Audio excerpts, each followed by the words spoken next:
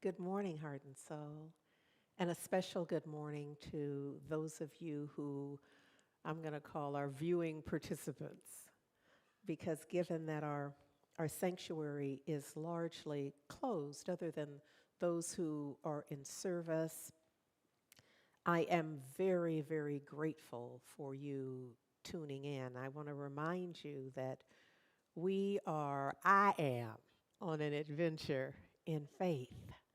And this is our first Sunday in Black History Month, and I, I want to share with you how our adventure in faith looks or can show up in our lives. And it's that when I realized that we were still to be in a virtual, largely and completely virtual service for all practical purposes, I knew last year this time, that we could not do our usual Black History slideshow. You know, if you're a new viewing participant, you may be thinking, y'all do Black History all the time. I don't even know what you're talking about, Reverend Andrea. But if you have been around for a while, you know we go all in. We blow that thing out, just like we take those 28 days and just make them into a month and a half worth of, and it means a lot to us. I can feel the ancestors rejoicing in the way that we honor Dr. Woodson's Declaration of Black History. And so we were clear that we would not be doing a slideshow or have any of that. You know, we typically would be doing an a cappella rendition, and none of that was going to work for what we were up to. But can I just tell you that the presence of the divine through perfect creativity, divine creative mind worked on this. And so Reverend Sonia Russell had a divine creative idea about how it could work. We talked about, well, maybe if we just do a shorter version, we could find a way, and Sister found a way, and I am grateful. And then I thought, well, if we're going to have that cooking up, and even before we were absolutely certain that that was a done deal, I put a call into Tammy Hall, excuse me, and our Minister of Music, Valerie Joy Fidmont, to see if we couldn't also have some music. And then we stirred in Leberta Lorál. And so what we have for you this morning is Black History 2022, Heart and Soul Style. And so I ask you to focus your attention wholly and completely on this, our tribute, our 2022 tribute to Black history.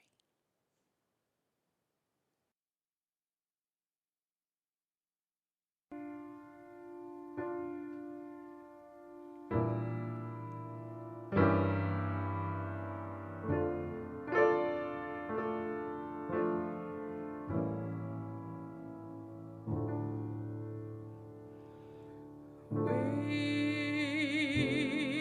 in the water,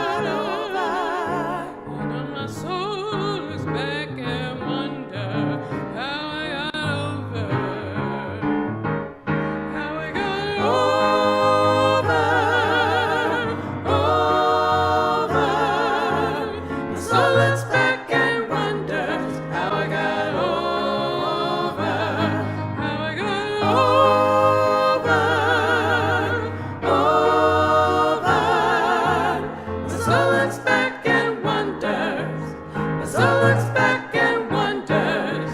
My soul looks back and wonders how I got over.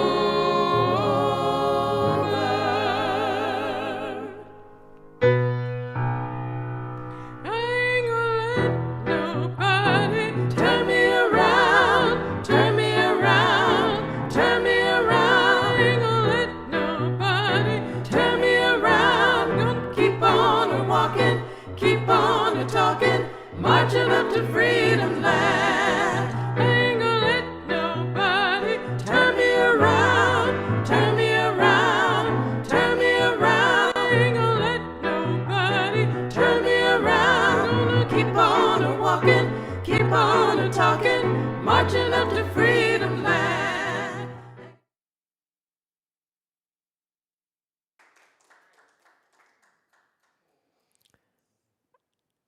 There's a part of me that just wants to stand here and bask in that. Just so very, very grateful to Reverend Sonia for putting the slide presentation, the video together, and to Tammy Hall and Valerie Joy Fidmont and Leberta Lorál for making it sing. Oh, there's that moment where I think it goes to Ain't Gonna Let Nobody Turn Me Around, where Maya Angelou is. It's almost, I picture her almost singing those words. And there's so many moments there that I'm so grateful that we can embrace, because what? We are on an adventure in faith. And historically, my ancestors, our ancestors, in this determination, their willingness, their commitment, their absolute determination and perseverance to move forward together. They needed a soundtrack. They needed something to lift their spirit, because on the earliest adventure, on the earliest iteration of this adventure in faith, it was hard. It was hard, it was bloody, it was cruel. It had a lot of elements that just the soothing words that are inspiring. There's power in words, y'all. And some folks just had to sing it to themselves. Ain't gonna let nobody turn me around. It wasn't a song that they were singing out loud in front of nobody's face, necessarily. But it was in their spirit. This notion of wading in the water, from the Hebrew children to the folks that Mother Harriet was telling to get in the water so the dogs can't follow the scent. It was about wading in the water. And so we don't take it for granted at all that this essential message that was offered on the tuned vocal cords offered solace, offered a calmness, offered a promise, offered hope, opened up another knowingness. And this notion of how I got over, that my soul, in a Sankofa kind of way, looks back and wonder how I got over. And knowing that I'm getting ready to take some notes, knowing that I'm going to use that for the next step, how I got over, my soul looks back and wonder how I got over. That this is how we're grounding not just our appreciation, celebration, and honoring of Black history, but this is how we are living. This notion of moving forward together is not, although it may include some standing still. I know I have mentioned that before, but you're going to have to learn to stand still. You're going to have to learn to be still, even as we move forward together. There's going to be a time where it's going to be silence and stillness. Do not move. In the words of Mother Harriet, don't you even breathe. Because right in this moment, our moving forward together requires absolute stillness. And then there's going to be that part that's going to piss some of y'all off because we're going to have to back up. Somebody's going to think, but wait a minute, Rick, we just came this way. I'm going to need you to hush. Because some of our moving forward together will include some backing up, some retracing our steps, some looking back, some touching bases we've already touched. And yet, we've got to know that our intention must be greater, stronger, deeper than our fears. And on an adventure in faith, can we just say it's all right to have some fear? It's going to be present. But you got to know that your intention, your vision, your knowing must be greater than the fear in order for us to make this trek that we are committed to making. So look, on February 2nd, it's officially Groundhog Day. And the legend, the superstition is that when the groundhog emerges, if it sees its shadow, it goes back in and you have more winter. If it doesn't see its shadow, then spring emerges. So I'm going to make us the groundhog. Look at here. Look at here right now. We've been through multiple pandemics at this point. And so when we start peeking out of the hibernation, when we see our shadow, it's our shadow living. It's our shadow side. It's the stuff we're afraid of. It's that aspect of us that we don't want to see. We don't want nobody else to see it either. So we're largely, I remember my youngest nephew was just a little fella. And my dearest girlfriend was visiting. And when she came into the living room, she was like, "What are you watching?" Well, he was watching something on television that he didn't have permission to watch. So his idea was he would just try to block her from seeing it. That was going to be, in his little young mind, the idea was like, nothing. I'm not watching nothing. and it reminded me of, in this moment, of how we think we can prevent our shadow from being seen by us and others. We got work to do, y'all. This isn't about, it's the groundhog in us that wants to delay the inevitable. There's this huge opportunity for us to work in and with our subconscious mind, to uncover, reveal to ourselves, to make friends with those aspects of ourselves that we tend to repress and hide from ourselves. Come on, groundhog, let it out.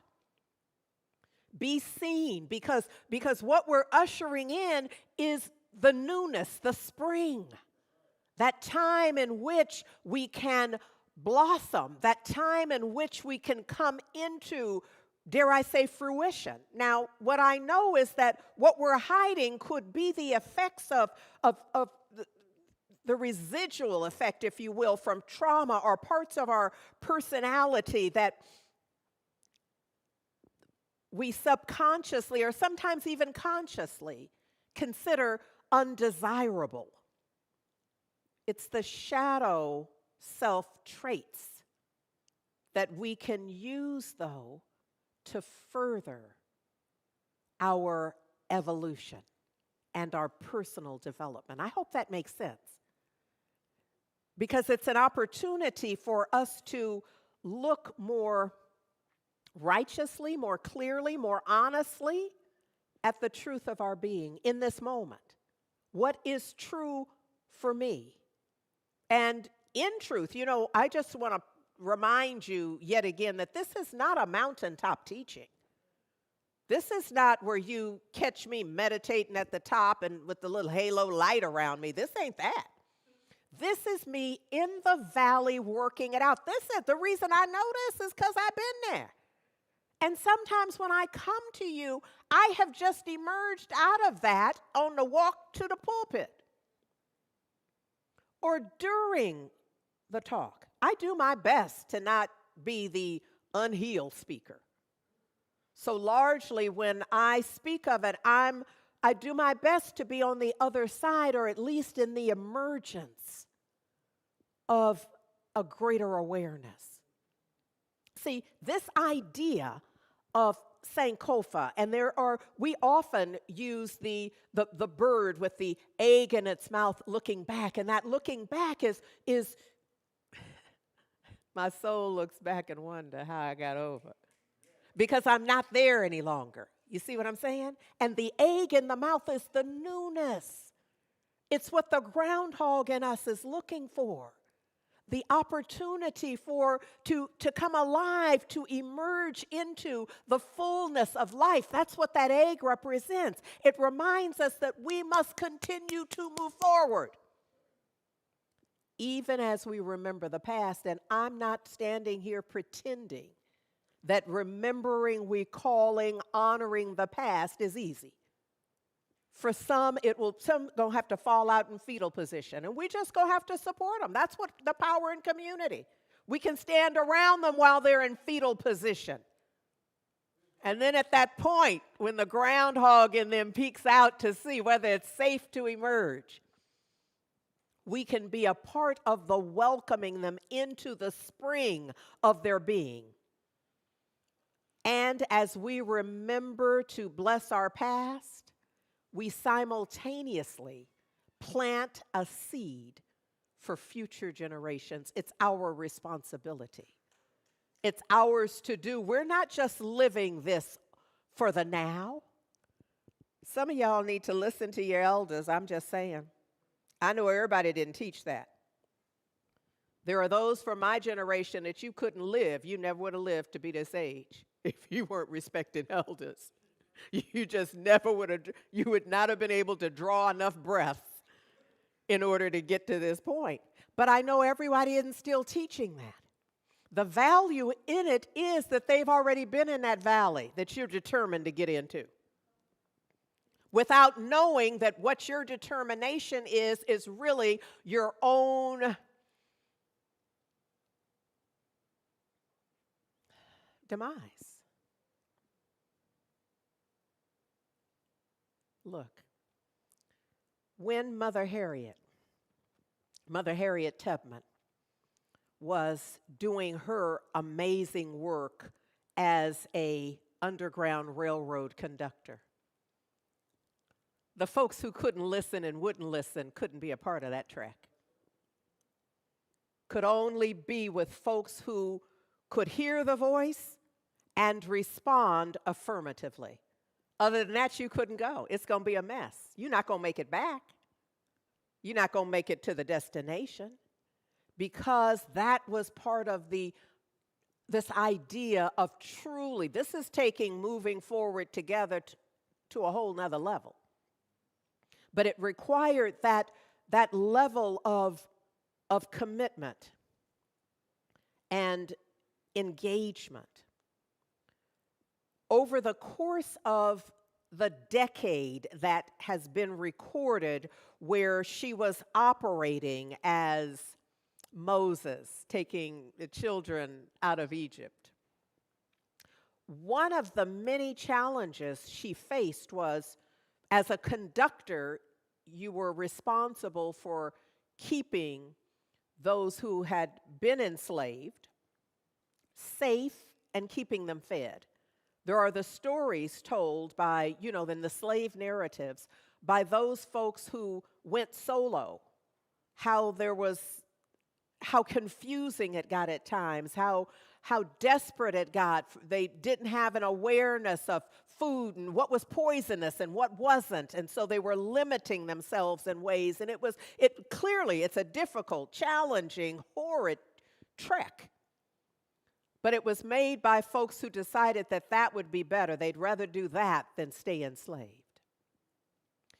So in her role, she was responsible for them, making sure that on that arduous journey that they were both safe and fed.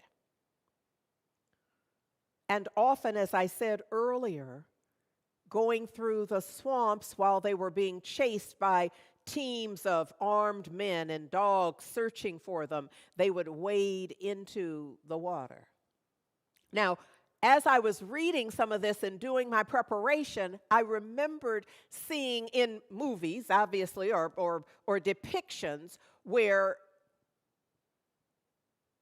someone holding a weapon, a gun, would have to hold that up.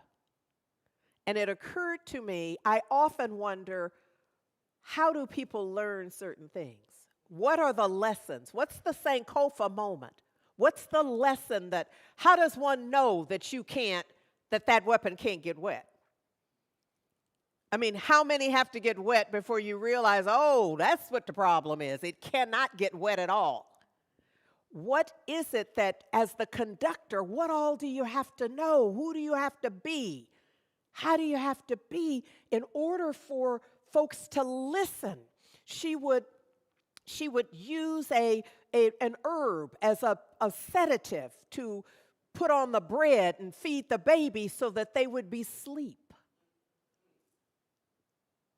And I wouldn't doubt it that it was given to some other folks in limited ways. You know how we are. Come on now. You know how we are. When you take us on the trek, sometimes you're going to have to use some tricks because we're not just going to be who we're supposed to be. Here's the thing. Mother Harriet clearly never lost sight of her goal. And her goal was freedom. And throughout it all, we can unequivocally say that she kept her eye on the prize. Kept her eye on the prize. That's the song that we used to sing with our every Black History. We would sing together, keep your eyes on the prize. Hold on. Hold on. Keep your eyes on the prize. Hold on. I've asked Leberta Lorál to sing this for us now.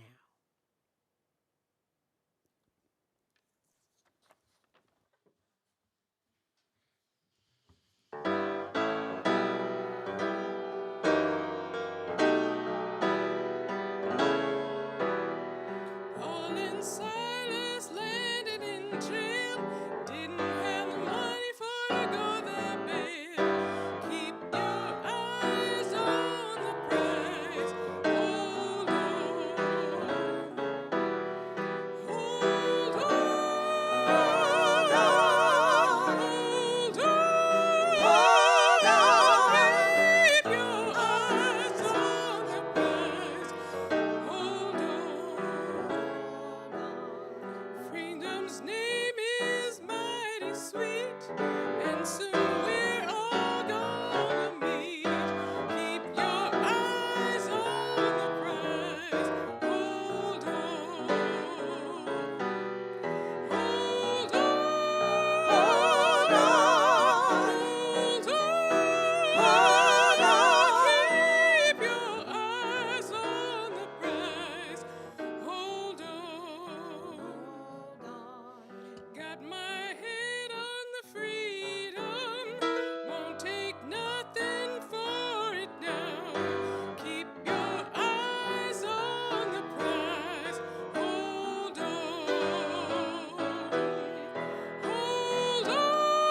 Hold on. Hold on. Keep your eyes on the prize. Hold on. Now the only thing we did wrong was to stay in the wilderness too long. Keep your eyes on the prize.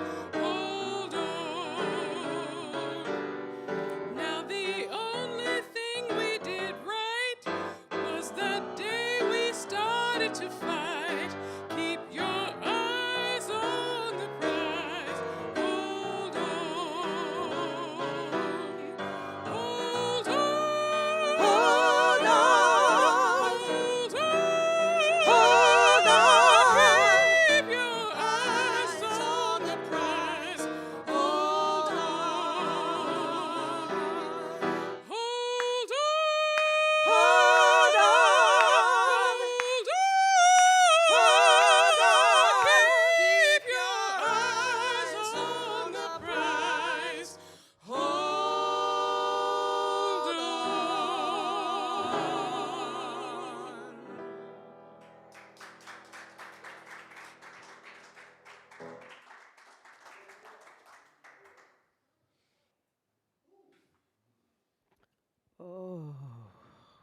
your eye on the prize. Hold on.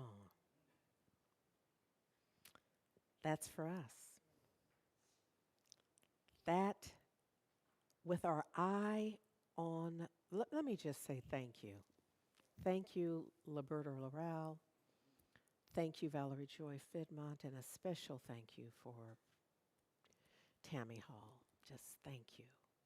My heart is full to overflowing in gratitude and thanksgiving for the energetic presence. See, there's something about those songs that are not just the words, it's not the melody, it's the energetic presence of the ancestors, of the work that these songs were put to, the work that they did. It's the pattern in the fabric that has already been set.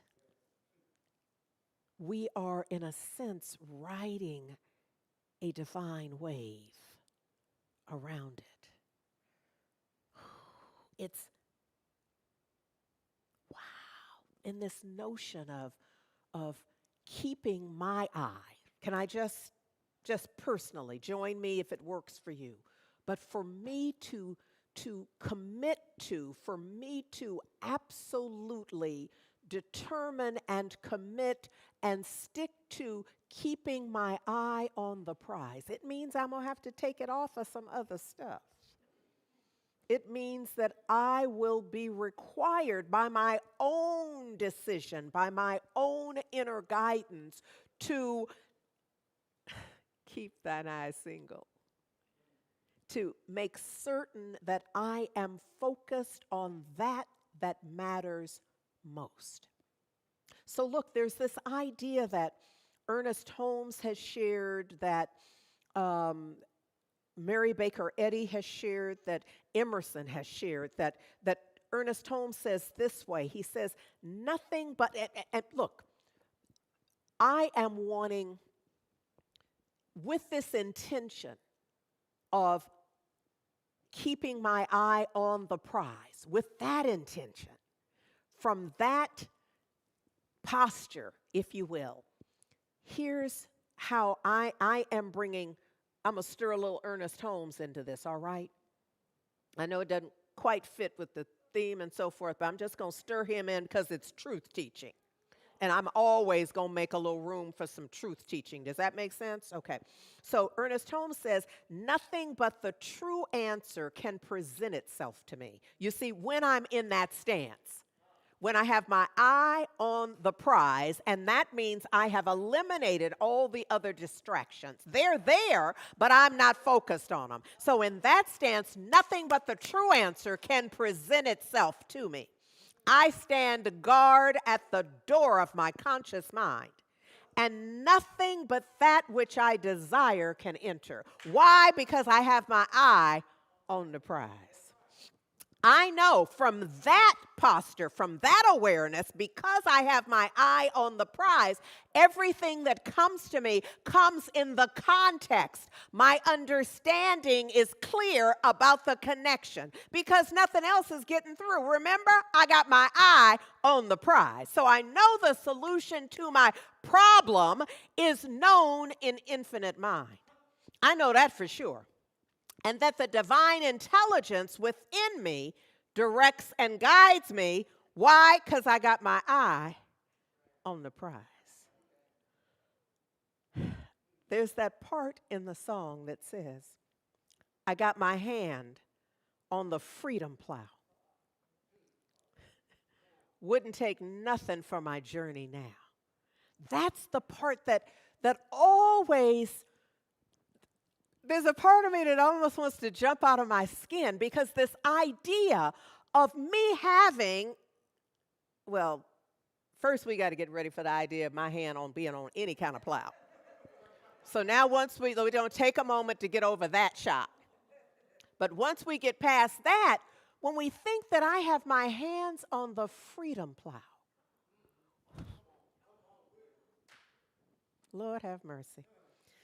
Because what am I going to do with the plow but cut my way through, but make a way for whatever needs to come up, which is freedom, which is the divine liberation. So I got my hand, what? I'm not working my way to get there. I got my hand on the freedom plow. Come on, Langston Hughes. Keep your eye on, see, I'm already there. It's so easy to get distracted. Do it all the time. Got your hand on the freedom plow and decide, well, I should just go over here and get a little something else. Or decide I'm looking for, I can't take freedom till I get so-and-so. Where Tammy? We waiting for Tammy to get here. We waiting for Valda to get here. Got your hand on the freedom plow. Wouldn't take nothing for my journey now, but why? Because I'm focused. I'm attentive to what matters. The rest of it don't matter. We're focused on freedom. All the other things no longer matter. So look, in order to do this, if we're moving forward from fear to faith, and we are, what must you release? I'm talking to you, everybody now. What must you release? Take a moment. Got your hand on the freedom plow. What must you release? Not just the word. Don't just say doubt. Doubt about what? Distrust? Not the general category. Distrust around what? Worry? Not trying to hear the word worry. Worry about what? What you worried about? That you know is in the way. Fear? Okay, general category, not interested. What specifically is the fear? What is it that is between you? I'm working mine out. This morning ain't going to be about mine. It's yours. Bring it in. If you want to, you can put it in the chat. If not, you can write it in your journal right away. Don't mess around and forget. This might be one of those talks that you want to go back and see and hear again, to take in, journal in hand. Not to hear my voice, but to hear yours.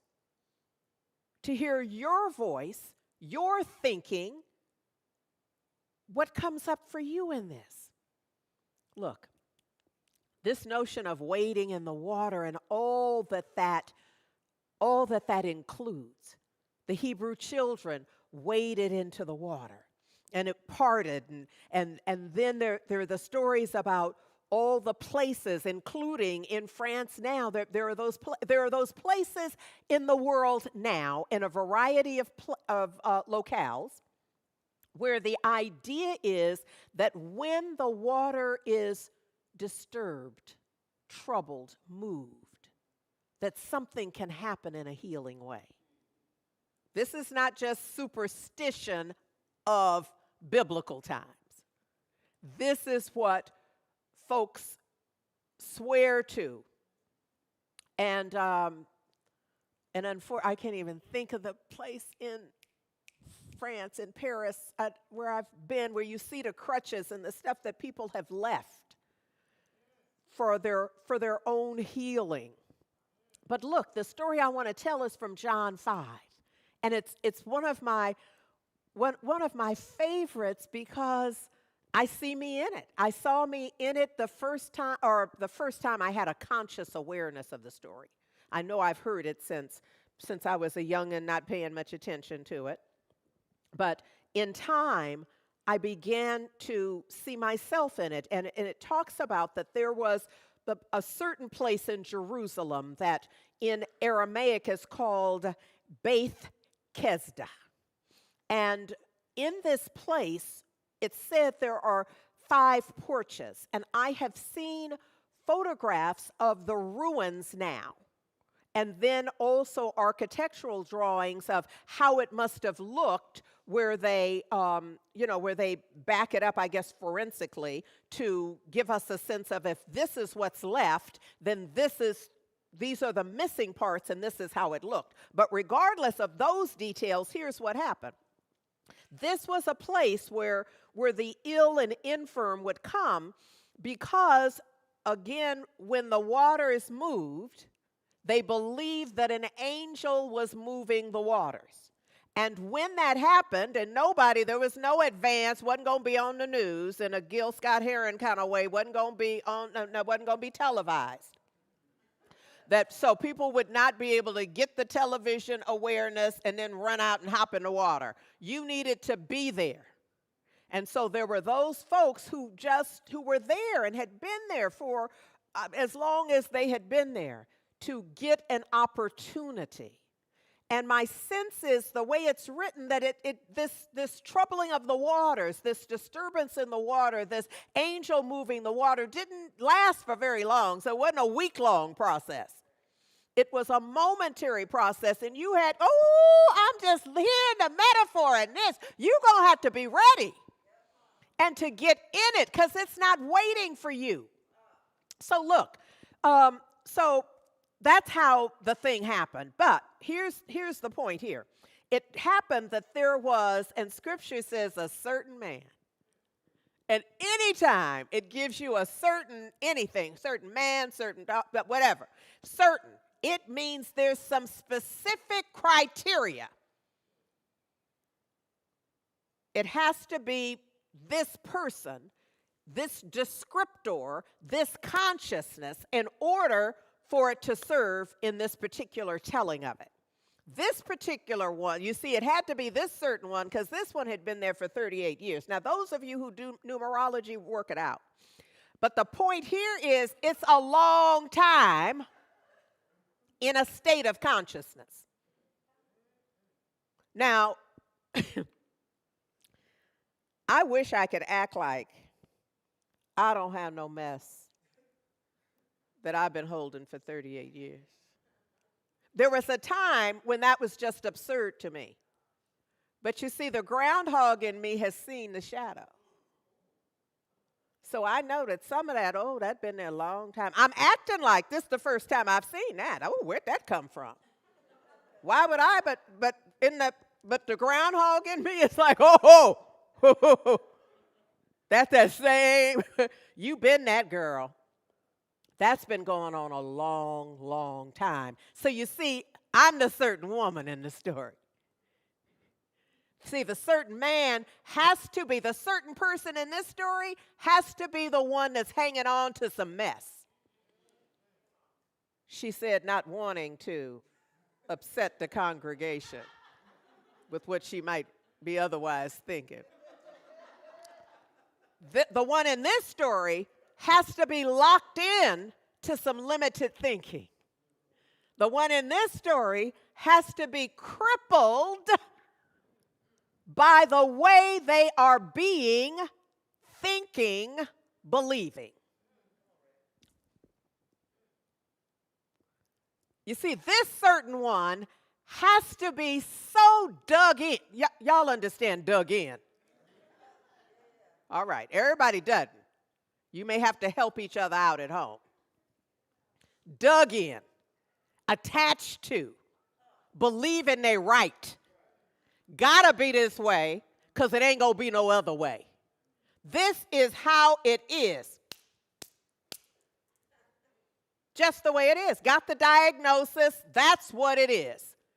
Riding the wave of whatever he, she, they said about that. And not open to much help. Certainly, come on, the certain man, like the certain women, also not go ask for help. That's part of the 38-year disease. Not going to get help. Want help. Not going to ask for help. Why? Because I'm me. I'm the certain one that don't ask for help. You're excused if this don't have nothing to do with you. But look, the master teacher comes along and he sees that certain one. And can you imagine that the energy around that certain one is huge? It's a pigpen moment. Because it's all that energy of ain't gonna ask for help, ain't gonna do nothing different. Just go lie here in victim shape and be right about it. And the way we know that this is how it unfolds is that when the master teacher sees that certain one and says, "Wilt thou be made whole?" That certain one does not respond, "Yes, sir, please." Please. Instead, because, see, this is how I peeped it. The need to be right. Got a story to tell how I got here. You see, it's not that simple. Master teacher, it ain't that simple. I hear you with that, but I'm not that one. You see, my story is the real story. Been here a long time. People haven't been helping me. It's a hard life over here at the pool. It's a hard life. You don't understand how it's been. Look at here. Here's what goes on. When the water moves and won't nobody help me, I can't get in, and that just happens year after year after year. There's an axiom about that, isn't there? Keep doing the same thing in the same way, expecting different results. But we always act like that's somebody else. I mean, whenever we say that, we got somebody in mind that isn't in the mirror. When instead, in our Sankofa, in our honoring of the value of a Sankofa moment, we call forth the groundhogness in us. Yeah, I got more metaphors. I'm getting ready to mix them. We begin to see the pattern in our lives. We begin to see our stuff. We don't want to see it, but I'm here today to say we got to see it. We must be willing to look for ourselves and for the next generation. You know, there's some folks counting on us who pretty much think we're crazy. And I didn't always understand that. That just looked like disrespect to me. But as I look at the shadow of us boomers, I have a little more appreciation for how we can look a little crazy. We're not, but I can see how to the uninitiated we could kind of look like we might be. I'm just saying. So look, the master teacher, Yeshua, asked the man, "Wilt thou be made whole?" Are you willing to be cured? And then there's the story, and I picture inappropriately the master teacher just cutting him off. Now, there is no evidence anywhere that the master teacher just did this here. But in my mind, the way I tell me the story, I see the hand. Be like, okay, look. Just get yourself up. Just get up now. And I get it with a certain energetic. Y'all don't really understand because y'all used to a meek bow, Jesus. I'm talking about Yeshua though. See, maybe that's the difference. I don't know. But the one I picture be like, look, and almost under his breath, "Don't try me. Get up now. Get your stuff and get up now." And with a lot of love, just so you know. And we know it was with a lot of love. Why? Because immediately the man was healed.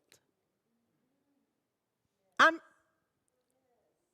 talking about a certain man that is a certain woman, that is a certain person, that is a certain human, that is all of us.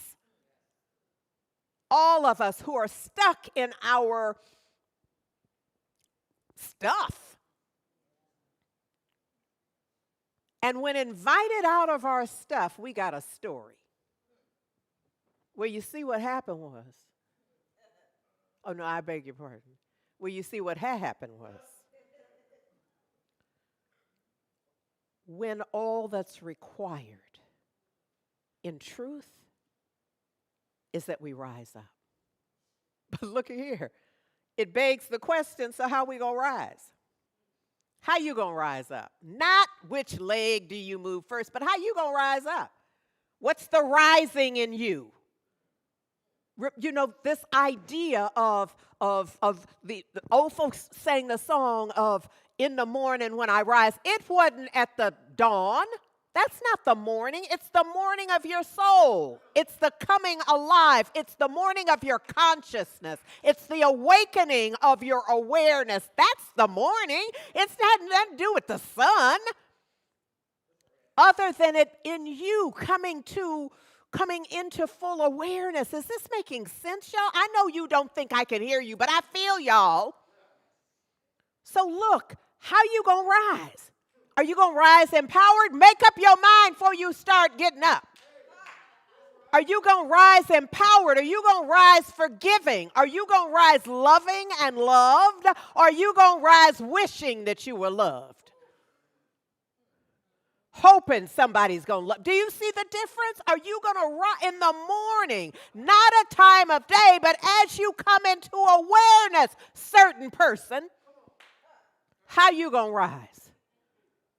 Rise into your groundhog spring, the time in which you blossom. Because what is spring but the time of blossoming? Are you rising into your blossoming?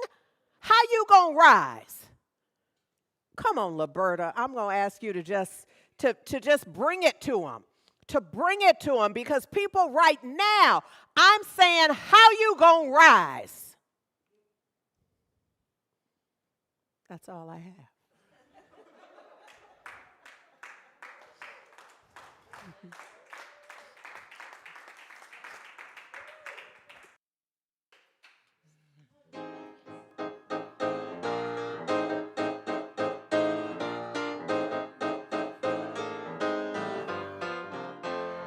In the morning, When I rise, in the morning, when I rise, in the morning, when I rise, wanna rise holy. When I rise, in the morning, when I rise, when I rise, in the morning, when I rise, I wanna be sanctified. When I rise, in the morning, when I rise, when I rise, in the morning, when I rise, gonna rise ready. When I rise, one of these mornings won't be long. You look for me, and I'll be gone, going up to heaven, gonna scream and shout. Nobody there is gonna turn me out. In the morning, when I rise, when I rise, when I rise, gonna be ready, wanna be sanctified, wanna be holy. When I rise, when I rise, when I rise, What I'm going to ask is that you just calmly seek consciously and intentionally and embrace that inner place of repose. Because it's in this awareness where the quiet contemplation of spirit and spiritual reality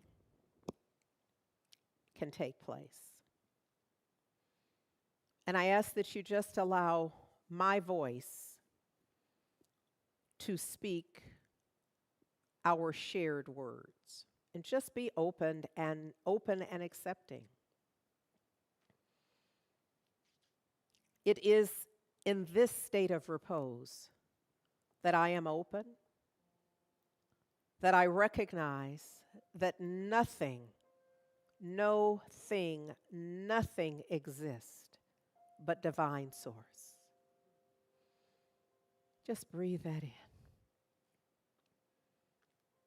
That there is one life, one absolute, whole, perfect, and complete life, one divine creative mind. And I know that I am living the life of the divine. Lord have mercy. I am living the life of the divine, and it is living me. I am breathing the breath of the divine source. And divine source is breathing me. I am in divine mind. Divine mind is the I am that I know as me. I am one with divine creative mind. It seeks in me its full expression. My mind is clear this day. My heart is open and rest in the peace of this confidence. I am remembering even right now, thou wilt keep them in perfect peace, whose mind is stayed on thee. My eye is on the prize. My mind is stayed on the divine source. I am filled with creative ideas and strategies. I'd have to be. I am one with the divine wisdom that produces them. I am guided by spirit to act wisely and truly. I walk only in the path of love, peace, and power. I accept new powers and increased capacity. I am renewed in body and mind. I am filled with joy and anticipation. I am conscious of the presence of divine wisdom and truth, and I more fully sense and accept that I am whole, that I am perfect, that I am complete. The sense of strain and stress is relieved. The weight has rolled away. The pain is gone. I sense the change in me. Trust replaces fear. Love fills the sense of loss. And joy now replaces sorrow. I have a clearer sense and full acceptance of divine source within me, not up there or over there or out there, within me. I know for sure the divine kingdom, perfect source, is within. I breathe new life. I live in love. I no longer bow to fear, pain, or suffering. I honor truth. My heart is healed. My mind is changed with my heart. Love is showing me the way to truth, and truth is doing its healing. This word that I speak for me, I simply speak as truth. As truth that can, wilt thou be made whole.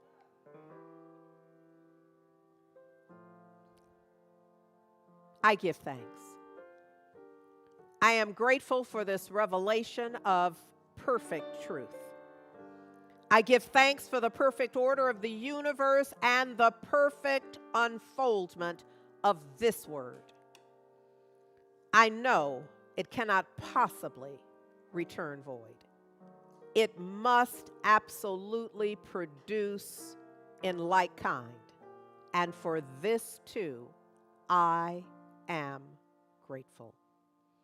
So it is an absolute perfect gratitude for all that this word accomplishes, for the presence of the divine vibration in and as my life, for this awareness and so much more.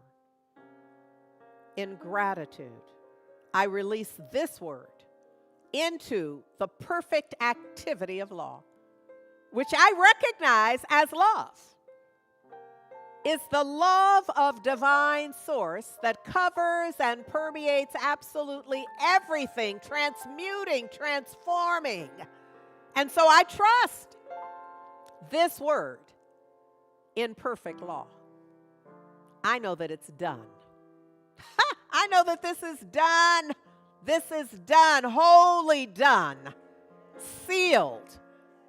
Oh, what signed, sealed, and delivered. I know that it's done, so I let it be. And I seal it for all eternity by simply saying, Ashe, Amen, and so it is. Love matters.